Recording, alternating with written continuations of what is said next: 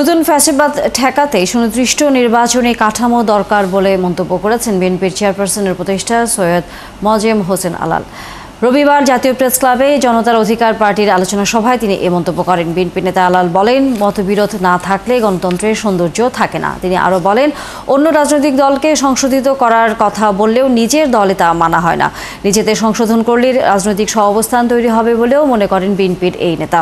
দেশে যেন আর কেউ স্বৈরাচার হয়ে উঠতে না পারে সেজন্য সকল রাজনৈতিক দলকে এক হয়ে কাজ করার আহ্বান জানান আলাল। একই অনুষ্ঠানে বিএনপির ভাইস চেয়ারম্যান শামসুজ্জামান দুদু হুঁশিয়ারি দিয়ে বলেন, নির্বাচিত সরকার প্রতিষ্ঠা না হওয়া পর্যন্ত আন্দোলন চলবে।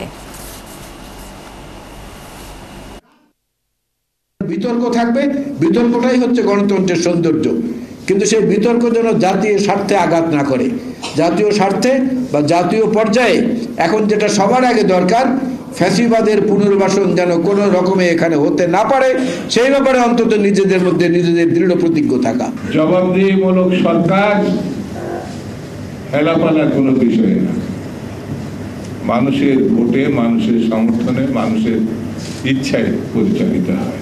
সেই জন্য আগামী দিনে আমাদেরকে একটি গণমুখী রাজনৈতিক ব্যবস্থাপনা যদি প্রতিষ্ঠা করতে হয়, তাহলে অবশ্যই নির্বাচিত একটি সরকার প্রতিষ্ঠা করতে হবে।